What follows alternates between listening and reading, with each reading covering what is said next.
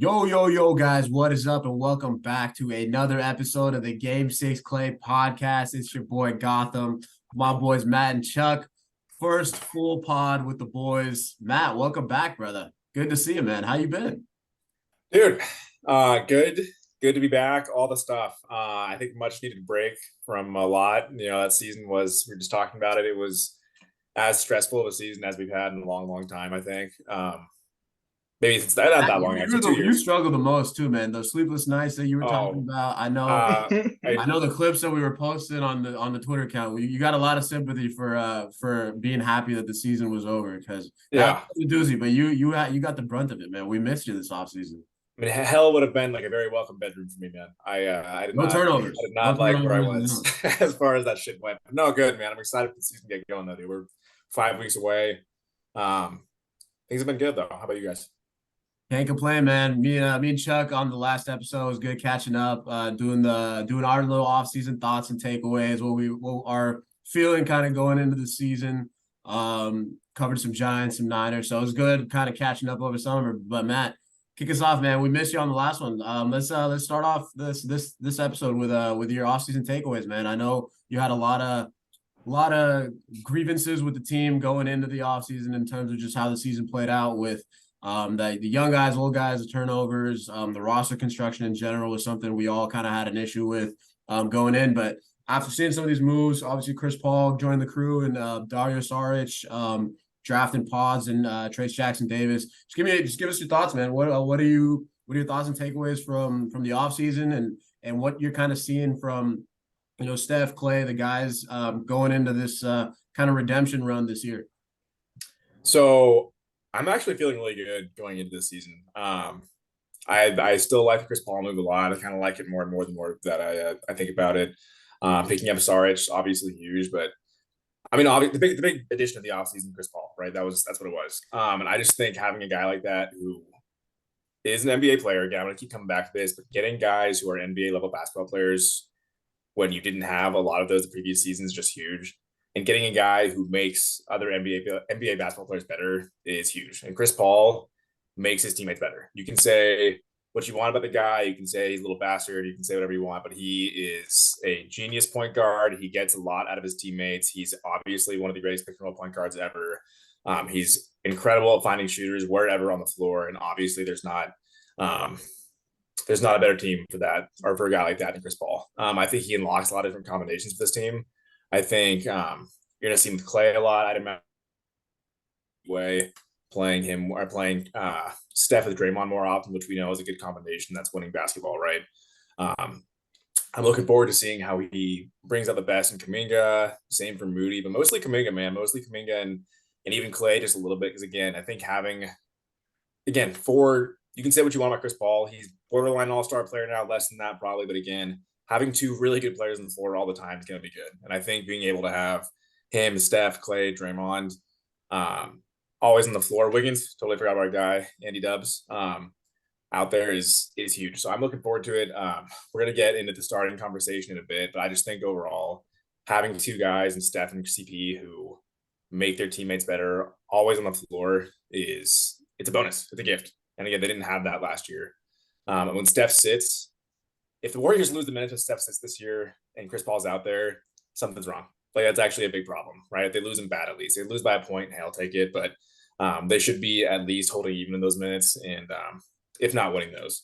So it's just again NBA players on this team now. Corey Joseph as well. I know it's a small pickup, but a guy who is an NBA basketball player. He's a third string point guard in the NBA, and he should be. I'm not too convinced either the rookies will play this year a whole lot. The big T, Trace Jackson Davis, right? Am I saying that right? I think it'll be a minute. Again, I think Sarge is going to soak up a lot of those backup 5 minutes, depending on how it shakes out with Looney and Dre.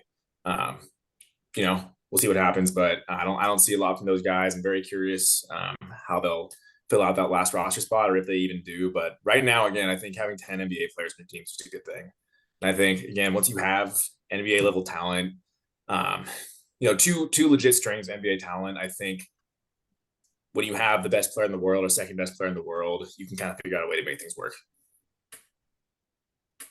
Beautiful. Yeah, absolutely. I'm glad you brought up the rookies too, because they're in such a good position. We talked about this last time. Like the only young guys that you're really counting on right now are Kuminga and Moody instead of last year where it was, does Patrick Baldwin take a role? Like, does James Wiseman give you anything at all? Like, so many other question marks. But now you got the guys in position to, take over for it because, if Moody's not ready to take those minutes, then you lean a little more into Gary Payton and maybe a little bit of Corey Joseph. If Kuminga's not really playing out, then you can kind of try to mix and match some things. Maybe give Lester Quinones a little run at the three.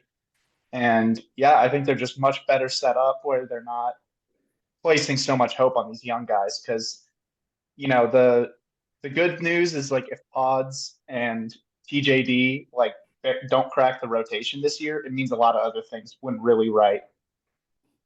Yeah, and I think the best part, like I love how you brought up having NBA players, and like I feel like the biggest like discourse last season was like, oh, like the Warriors don't like the young guys, or Steve Kerr doesn't like developing young talent, and it's never really been the case. Like we've always, like a guy like Looney who came into the system with a winning team and developed into that. It's all about having that right mix of NBA guys around, and like you said, like this year's the leap for Kuminga and Moody, and Kuminga especially, where you've seen the kind of like what he can be, and you've seen it in spurts. But if the Warriors really take that next step to get back to winning a title, and Jonathan Kuminga making that leap is going to make them that much closer to getting back to the top.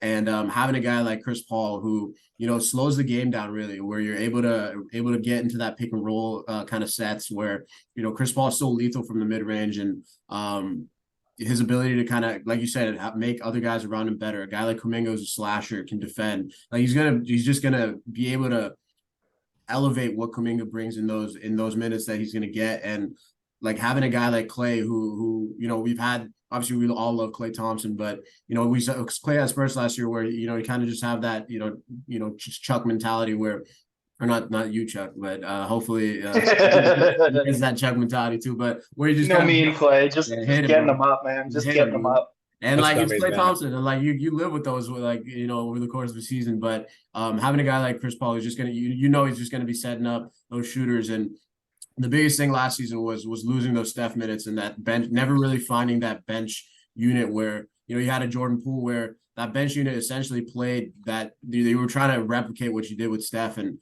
love Jordan Poole, hope he does great in Washington, but he's no Steph Curry, at least not yet. So it just having that good balance and being able to generate offense through different ways. I think that you're spot on, man. Like just having 10 guys, you have two legit strings that you can run out there, and so many different combos that you can run with connectors like Paul, CP and Sarge. So spot on, man. I think that this season is the comeback. I think we've seen so many different like players only kind of workouts and sessions, and sounds like Steph's been kind of having this little media tour this offseason, which has been awesome. And it seems like his focus is solely on winning number 5. And I think you can say the same for Klay and Draymond. So when you got the mission, the collective is very clear. Not that it wasn't last year, but obviously a lot of stuff was just going down in the background last year, which is with the punch and the whole, Bob Myers leaving, I think kind of played a factor, Draymond being a free agent. So like everybody's back on the same page. The goal is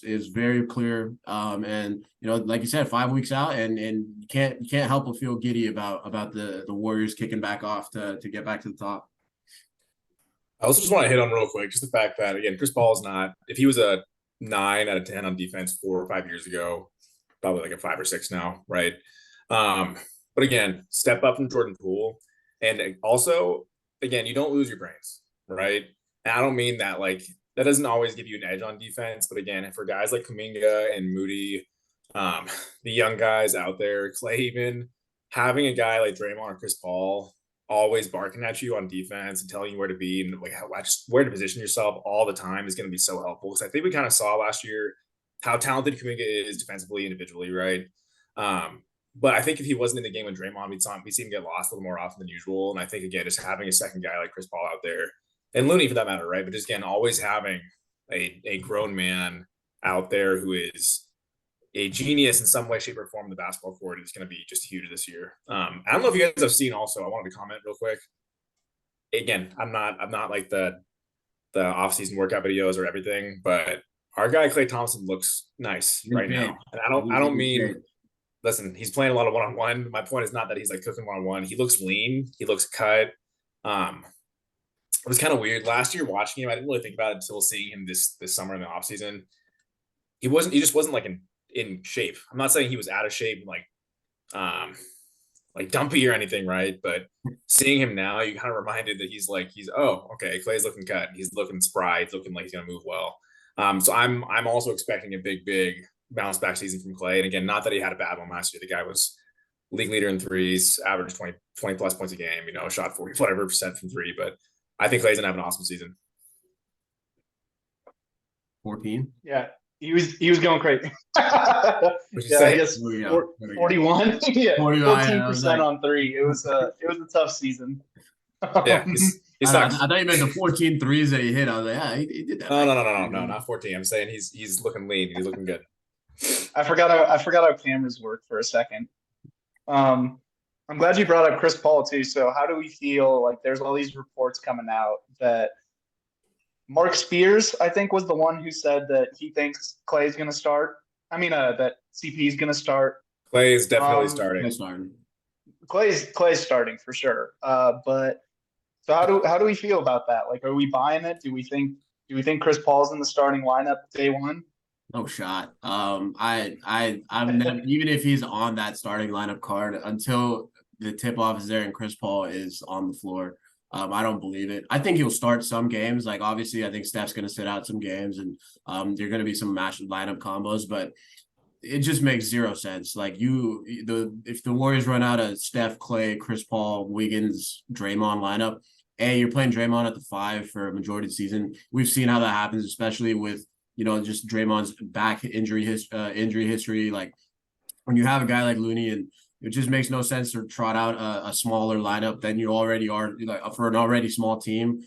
We saw what happened last year with the Warriors when they played that 4-guard lineup. Like obviously it was DiVincenzo and Poole that were in there, but like at some point, like it's a big, you got to have some size, and that the Warriors starting lineup of Steph, Klay, Wiggins, Draymond, and Looney in the games they played were the highest rated lineup in the NBA. I think they played 36 something games last year together. It's the highest rated lineup in the league. And, I think for Chris Paul, obviously, like it's going to be a different role for him coming in. I think that the idea behind the Chris Paul trade makes sense when you look at him kind of anchoring that second unit, especially because he's really stepping in for Jordan Poole, which obviously bring different stuff to the table. But for Chris Paul, where he's going to be the most effective is going to be, playing 20, 25 minutes a night, a little bit more. But you're really saving him up for the playoffs. And when you have that 8-9 man rotation, like he's going to be on the court a lot. And I think Chris Paul is going to be a part of these lineups that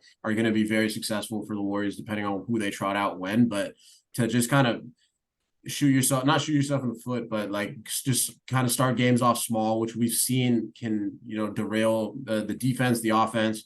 And you got a guy like Looney who's shown he's 20 plus rebounds in playoff games last season. Like the man, he's done nothing the starting lineup has done nothing to show that they need to be changed. And Chris Paul kind of coming into the mix makes no sense to change that. Do I think he's going to start games here and there? Yeah, of course. Like we saw Jordan start like 20 some games last year with Klay or Steph being out. And I think that it's a longer season. Or it's 82 game season. So you're going to have Chris Paul starting games, but I find it very, very hard to believe that Steve Kerr is going to switch up his core starting 5 to kind of pander to Chris Paul's, like, not necessarily ego, but like his thing to start, because he's going to be playing big minutes. So we've always seen with the Warriors, it's not about who starts, it's about who finishes. And I think Chris Paul is going to be in those finishing lineups from games. So, we've got like 7 guys who could legitimately be starters, in the league and can play as a starter on this team. So I'm not entirely sure. Mark Spears is obviously a connected guy. He's been around the Bay Area, media group for a while. So, if there's smoke, there's fire. But to me, it really just doesn't make sense. And Steve Kerr doesn't kind of strike me as the guy to do that, especially, asking an Andre Iguodala to come off the bench in his first year coaching and being that 6th man. So I think it'll be interesting to see how it shakes out. I'm not buying too much into it until I actually see it. But for now, Take that 6-man rule, man. Those Chris Paul 6-man of the year odds are looking pretty nice. So I mean, shit, CP get another trophy while you add the Larry to your collection this year too, man. Do you think Steve Kerr will try to inspire Chris Paul to come off the bench by saying that Anthony Edwards came off the bench for the first couple of games of the World Cup? If it results in a third place, then I don't know. But if it results in winning, man, I think that if there was not a Steph Curry on the team, then yeah, maybe Chris Paul could kind of throw his weight around a little bit more. But dude, we've seen Steph Curry come off the bench in a playoff series, so like, there's really nothing that Chris Paul has really a leg to stand on if the reason for starting is like his ego, kind of. So I think that he's coming onto a team where it's all about buying into your role, and we saw what happens in 22 when people buy into their role. This team can compete for a championship and win a championship with the best of them. We saw what happened last year when guys kind of don't fit in that role. You don't find those kind of connector guys, and it seems like this year's roster is very well constructed compared to last season. So I think it's just going to be finding those matchups and kind of those combinations that work, but for Chris Paul, he's going to be playing consistently on a nightly basis. So I think in the long term, it's not going to be that big of an issue. But I just don't see him starting. Yeah, I mean, here's what I buy. I buy that it's a conversation right now. I buy that maybe that's what's happening behind the scenes. Maybe it's being talked about that he'll start. If we can't get into Steve Kerr's head or Mike Dunleavy's head, if they genuinely think it's the best basketball move, then I guess you can live with that a little bit. But yeah, I don't think it's the best move as of right now. I don't buy it as well. I doubt there's, again, training camps not even started yet, I don't think. So, I mean, I doubt that they've made a decision there yet. It doesn't really do them well to announce anything publicly at this point as far as starting lineups goes. Steve Kerr doesn't benefit from that. Chris Paul doesn't benefit from that. I think basketball-wise, again, I don't think it's the worst thing in the world if he starts. I mean, you can play a guy 3 minutes, start a quarter in the last. If that lineup plays the first game, it's not hell on earth, right? But I just think, again, you mentioned it. This team's problem last year was not how they started games, right? We saw them. Well, actually, it's not true. that's had a lot of problems last year. They had a lot of problems. Yeah, that's exactly right. They had a lot of problems last year. We also saw that group gain a lot of leads in the first quarter, only to have the bench blow it. And I know my point is, as you mentioned, that 5-man group is an asset, right? They should be utilized as such, I think. And again, I just don't to be able to win most minutes of a basketball game that's the fucking goal, right? And I think they put themselves in a great position to do that if Chris Paul comes off the bench. My dad always says, "Don't mess with happy," right? Last year was not happy, but that starting lineup was happy. Okay, so stick with that. Like you said, there will be opportunities here and there. I'm sure more often than not when one of Steph and Klay are out, and both those guys are at a point where they're probably missing a combined planned 30 plus games a year at this point. That's 30 plus games. Chris Paul is automatically probably starting. Fingers crossed. Hopefully Moses Moody steps himself up a little bit and can snag those Klay Thompson minutes more often than not. But hey, okay. But no, I don't think it's the worst thing. I doubt that we'll know until very shortly before opening night. If that's what happens, I'm going to wait and withhold judgment until it flounders. But again, it's one of those things where you had a thing that worked last year. And if this doesn't work off the bat, if something's not working to start the season, we know all too well, 3-7 last year, how detrimental that can be to the rest of your season. So if you have something that works, I wouldn't fuck with it. But hey, who am I? Matthew. Yeah, that's right, baby. Yeah, remember the name. No, but I like. There's no way to say this without like sounding overly dramatic, but like the only thing that could make me the quickest way for me to hit the panic button on this season is if Chris Paul is starting, because of all the reasons you guys said. Like the starting lineup was so good last year, and the bench was a colossal issue. It makes so much sense on paper to have Chris Paul being like the steadying force, not only, like taking up those bench minutes, but, like you said, Gautam, like Steph's going to miss some games. You can just plug him into the starting lineup there. And then you still have like an elite on-ball creator to kind of pace the offense, to keep things moving. It just makes so much sense to have him on the bench. And if he's into the starting lineup, like that tells me two things. One, he's not ready to check his ego at the door, which is such a key thing for this Warriors team. And two, that they're willing to like bend over for a guy who just got in the door because that's going to mean either one of Klay or Wiggins is going to the bench, or they're starting small with Draymond at the 5, which they don't want to do. And we've seen like Looney go to the bench before when they've tried to figure things out with Wiseman, like get a guy going, as a catalyst, or just start small, whatever works for them. How are you going to justify to Klay and Wiggins, who are like crucial pieces of a team that just won a championship 2 seasons ago?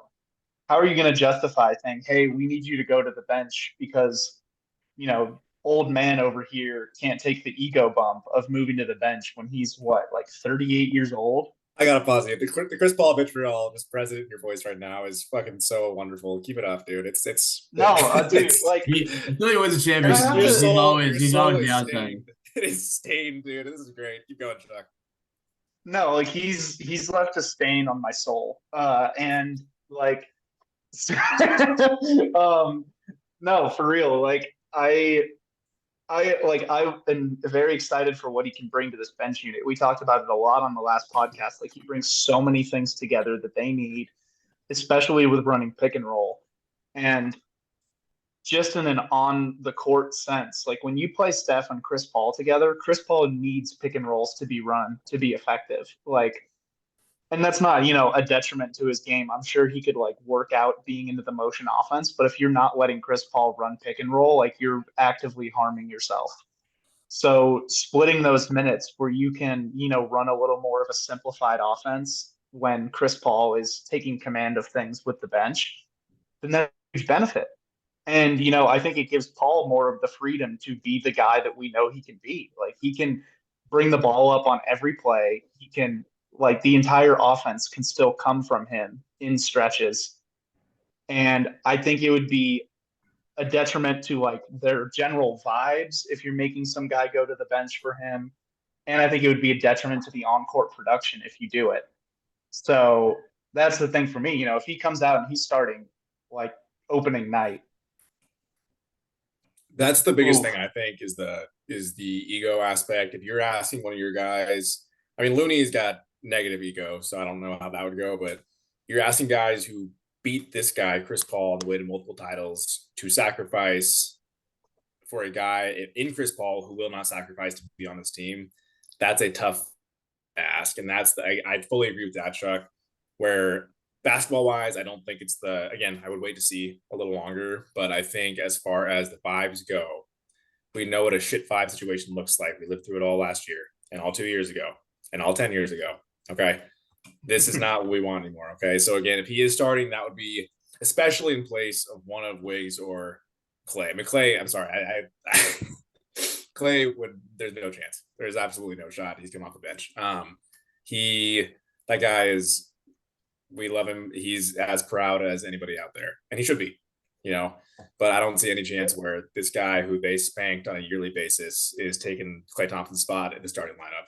And like the guys that he'd be replacing are all made men with the Warriors. Like they've all won championships. Wiggins, Looney, Stephen Klay, Draymond. Obviously, like how I just don't get it. I also have a large amount of disdain for Chris Paul just across like growing up and shit. But like it just I can't. The ball's on the guy to come in and be like, yo, no, I'm starting at a 38-year-old that's coming off injury laden season and like it's still producing at a high level, but I just kind of have a hard time getting my head around how he even has like the standing to be like, hey, like I'm coming in, I'm starting on a team that, like you said, Chuck, won a championship like not 48 months ago or 24 months ago. So like it makes no sense. But we'll see. I mean, I totally agree with that point, Matt. I think makes zero sense to, say one way or the other, like who's starting, who's not. We're 5 weeks out, like you said, and like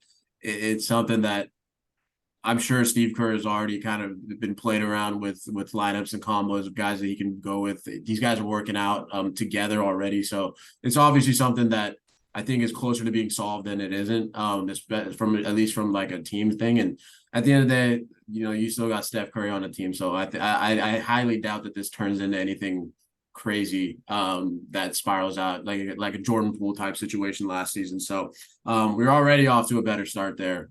So unless There's still time. Unless Draymond and Chris Paul just kind of practice for 1 week before the preseason when Draymond lifts Chris Paul up like this. And just... If I'm Steve Kerr and Chris Paul asks me to start, I'm just pulling up that GIF of Chris Paul doing the laugh. I'm just pulling that up and saying, go fuck yourself, Chris. Like, yeah, okay, you're gonna start. All right, let me bring the starters over here. Chris, you go over there. Yeah. Or you could do something crazy, man. Just start the second unit for 2 minutes every night and have Chris Paul be your starting point guard, and then just sub in Steph, Klay, Draymond, Looney, and Wiggins. So could be best of both worlds. Steph's cool with coming off the bench, so I think that there's workarounds to this thing. So there is a world where this just goes so far south, and we hate Chris Paul even more than we did a year ago, and it's. If I hate Chris Paul more than I do right now, like we're like in contention to get the first overall pick, and like we've talked about this before, but the win-win scenario as a lifelong Chris Paul hater is enough. Like, I went out to Utah to watch a Jazz game, like opening night against Chris Paul, just so I could boo Chris Paul. Like, I do not like this man. So if the Warriors go out, they get number 5, sick. We backpacked him to the championship. If we go out and we lose, I don't care how well he played. I'm going to blame him. So I win regardless. I'm so down for that. I can't agree more. Actually, I cannot agree more. I was going to say, there's almost no chance by the end of the season I dislike Chris Paul more than I'm not going to lie. You guys know this. I just got to reiterate. The last 3 months of Jordan Poole was like watching people with backwards legs walk across a fucking river. Okay. It was like, I couldn't handle it. It's not going to be as bad as our guy, Brad Cockamaker 2 years ago. It's not going to be, I'm sorry. Like that is where I was at. It's one thing to root against someone who is not on your team. It's another thing to feel like you're rooting against somebody who's already on your team, who you're supposed to like. That's where I was very fair. Last year and 2021. So I've hated Chris Paul for most of the last 13, 14 years. Jordan Poole took me to a new level of like incredulous faces that I didn't know I had in my repertoire of fucking expressions. So again, there's just a level of competence that I will be impressed by just by the sheer juxtaposition. So that's where I'm at. That's fair. That's a very fair That's point. A good point too. Like I hate Chris Paul's whole deal in the abstract, but like I'm not gonna roll my eyes when he checks in off the bench like I did with some guys last year. Like the end of Jordan Poole. Yeah. The end of Jordan Poole last year was like that game you play when you're drunk and you spin around on the bat. You know what I'm talking about? You have to like spin around in circles while the bat's on your head. You have to run around afterwards. That's what Jordan Poole was playing like every single game. Game. Every time he fell, man, I was like, dude, just get the fuck up, bro. Like, what are you doing? Like, how are we here again? That's a very good point, actually. Yeah. We had Anthony Lamb coming off the bench too. Like, are you kidding me? There were some eye rolls coming off last season for some of those lineups. Kind of pivoting a little bit. USA basketball, there's been a huge debate. We'll hit on it real quick. Obviously, tough loss to Germany. Hell of a performance from the guys. Germany showed out. Dennis Schroeder. That's a guy I can hate. That's a dude that I will hate. I hope if he's ever a Warrior, hating him. But big time win. But it kind of brought up an interesting debate of USA basketball and Steve Kerr coming out and saying the rest of the world is good and it's not 1992 and just kind of hitting on those thoughts, man. It's kind of been the summer basketball that we've had to get us through the off season. Just your thoughts on just that FIBA World Cup, USA basketball, and kind of just the discourse around it, because I feel like it's met with a lot of dense takes that I personally have been like, are you guys serious right now? Like this isn't even like the A squad, but B, like you're playing against some legit teams out there. Yeah. I would just say not every fucking loss ever for Steve Kerr has to be a referendum on Steve Kerr. We don't need to rethink this guy's past successes or the United States past success because they lost. They lost. It happens. Chuck, I'm going to set you up now because that was a lot of what you were going for. But 5 rings, 4 rings, 5 rings, 4 rings. 4 rings as a coach, 5 as a player. He's got 9, right? The guy's, I'm sorry, he's always Bill Russell, Phil Jackson, Steve Kerr. That's it. Okay, so listen, this team was small. That was my impression. I didn't catch any of the fucking games. I'm not gonna lie. I caught highlights here and there. My impression was this team got out rebounded and got their asses kicked inside. Sounds like the Warriors gotta real quick just point out our guy Jaren Jackson Jr. of the hated Memphis Grizzlies, averaged 3 rebounds a game. I just want to say, Draymond Green right now at his age is not getting punked by any motherfuckers in Europe, okay, ever. So that's all. Okay. Talk shit, Jaren. No, I'm right there with you. Like, I think, and people pointed this out too. It was really funny to see people react to Kerr's post-game presser. And, we know this as Warriors fans. Like, he's going to say a whole lot just to say nothing. Like, he doesn't break down the individual stuff. He doesn't get into the good, the bad that much unless it's super obvious. Like, he's not there he doesn't have any obligation to the media. Like, he's never been that kind of guy. He's like, why would I tell you anything of significance? All it's going to do is go wrong. Like, I'm not going to get anything good out of this. So, and we've seen it before. Like, I'm forgetting the specific quotes in the past, but like every time Kerr wades into some specifics, he just gets blown up. Like Chasing Wins followed him like through the whole season. And he's just like, well, shit, okay, now I'm just going to go back to saying absolutely nothing to you guys because you're vultures. Can you imagine people thinking that you're going to win a championship with Brad Cockbaker backing up Steph? I'm sorry. Insane. Oh, my God, dude. No, and that's the thing, too, is like, you look at the tools he was given. You said this wasn't the A team. This wasn't even the B team. Like, Anthony Edwards was unbelievable. But if we put out like the full Olympic roster, I don't think Anthony Edwards makes it. I don't even really think he's that close because they're so deep on talent, and they just rolled out the squad this year. It was basically devoid of centers except for like Walker Kessler. And I get the whole like, oh yeah, you should have played Walker more, should have done this, should have done that. But like, their 2 main guards, Jalen Brunson and Tyrese Halliburton, their 2 main creators, cannot play good defense. Like, they are not screen navigators. They're not the guys you can trust to handle, having drop coverage behind them. So that kind of just wrote Walker Kessler out of the picture from the start. And then Jaren being like miscast as the starting center. Like, it sucks, and like I obviously he's a Grizzly, like we want to crap on him a little bit, but like he's not a center, man. Like, his skills are he doesn't need to worry about rebounding. He needs to worry about blowing everything else up because he's unbelievable in rotation. Like, he can switch out, he can do all of these things. So when he's the center, you lose so much. And then like, who else is going to be the center? Like Paolo? I mean, all due respect to Paolo, like, he's not ready to handle the full-time center minutes against like a lot of these European dudes. Like European bigs. Yeah, they're big. They're going to post you up. Like, we saw it with Germany. Like, Moritz Wagner is just going to throw you in the post every single chance he gets because that's what he likes to do. And guys like Jaren, guys like Paolo are just not ready for that. So I think the roster construction was pretty poor.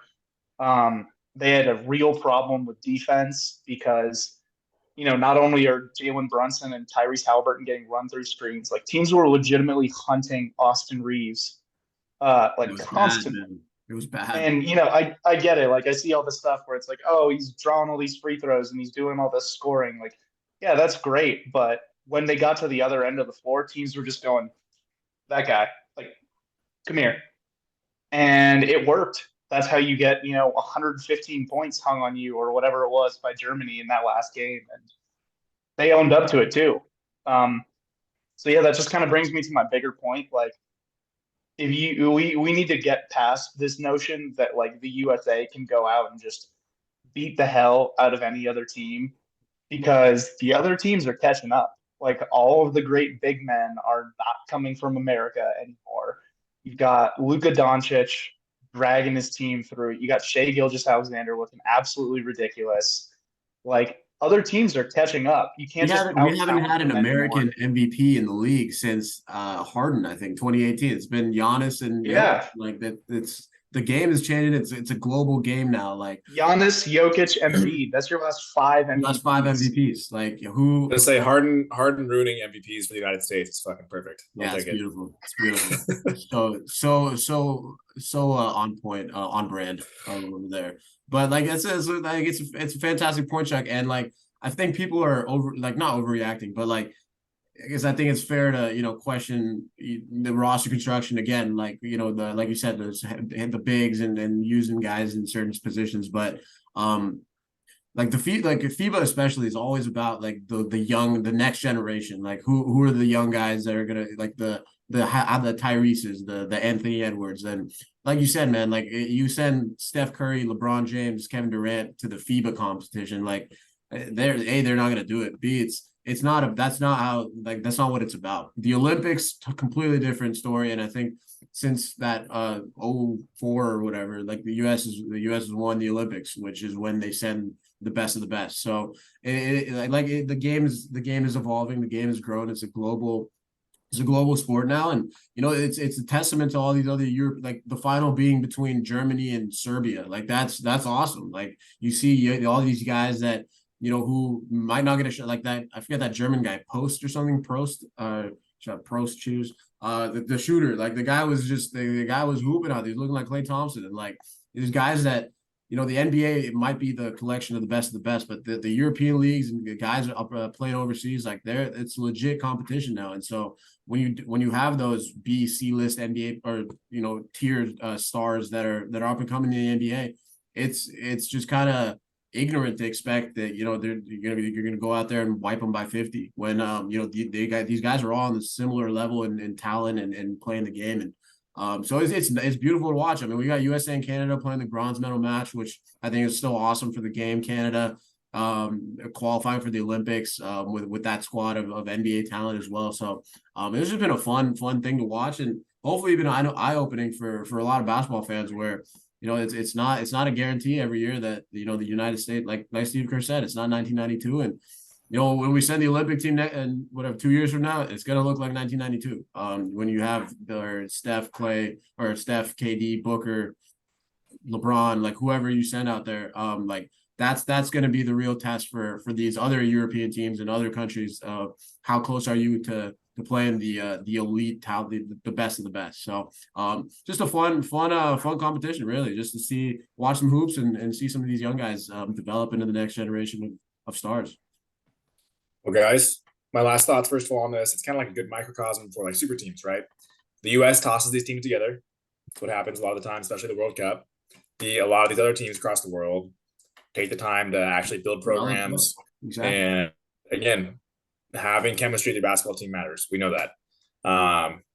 You can't just throw talent together a lot of the time. Obviously, if the talent's great enough, like you mentioned, LeBron, Steph, KD, whoever else, you can overcome that, but this is not the case.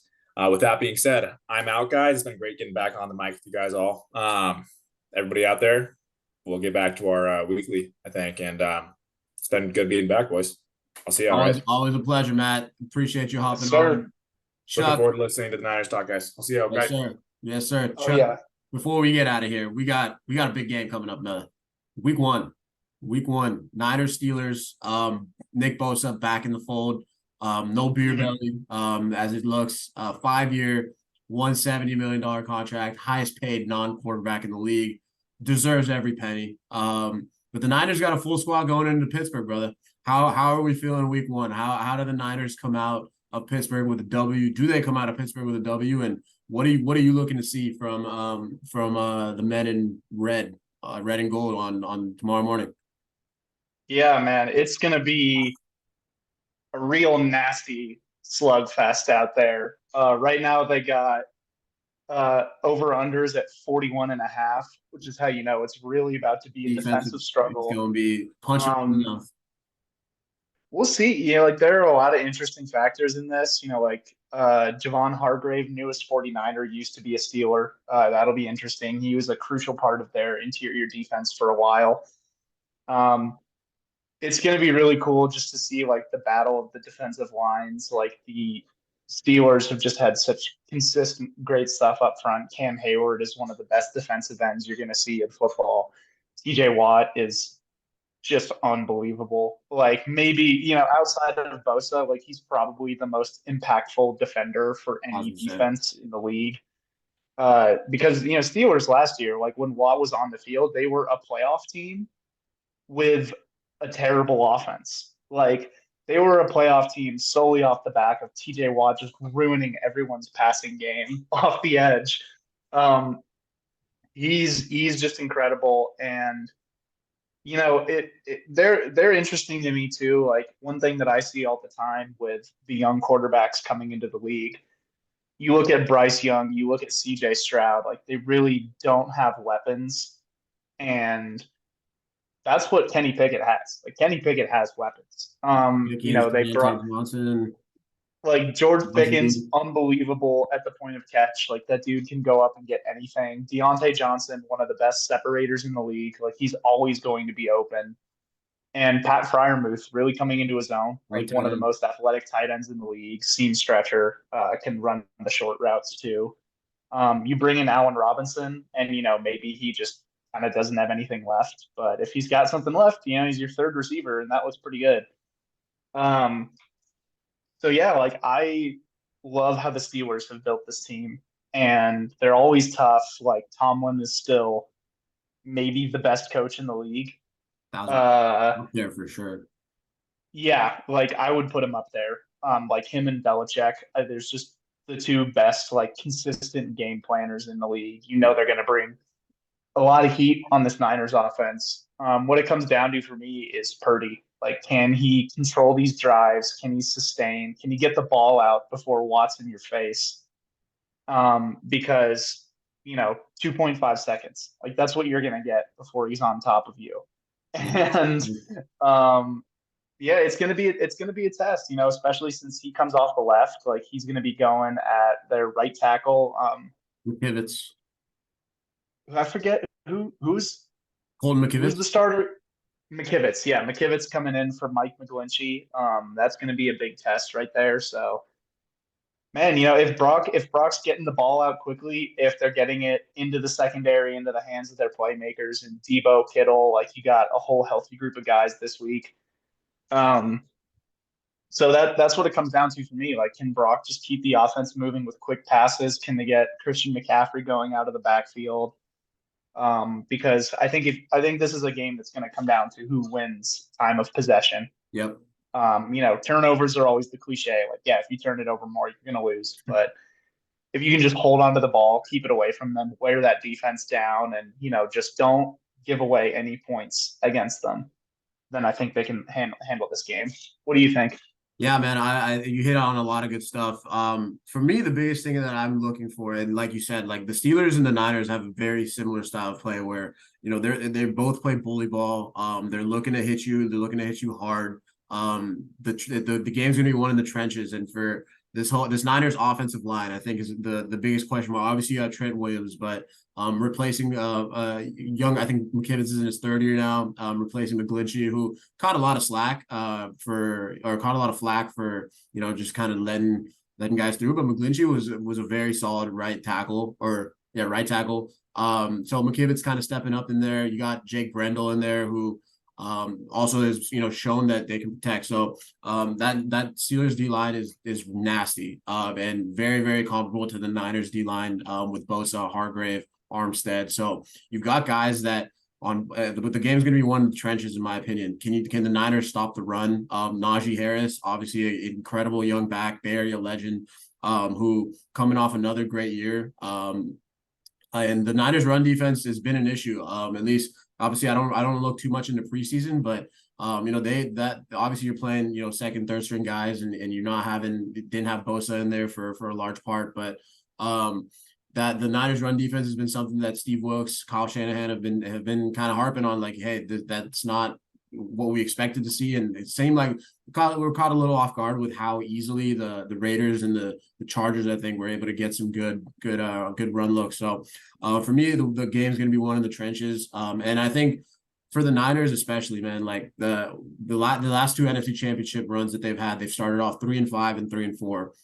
And so this year where you're going all in, obviously you got guys that you got a full squad. You got Bosa back, you got Kittle's healthy, Debo, Ayuk, Christian McCaffrey, and Purdy's back and looking good in terms of what we saw in the limited preseason action, and just kind of hearing what people are saying about him from inside the building. So for the Niners, I think you don't want to, you got to think big picture here. You went into Philly last season for the NFC Championship game. You went into LA 2 years ago and didn't end up coming out with W's. You get into the semantics of it in terms of injuries, drop picks, whatever it is. Like, you had a shot to win those games, whatever. But the goal is to have that NFC Championship game come through Levi's.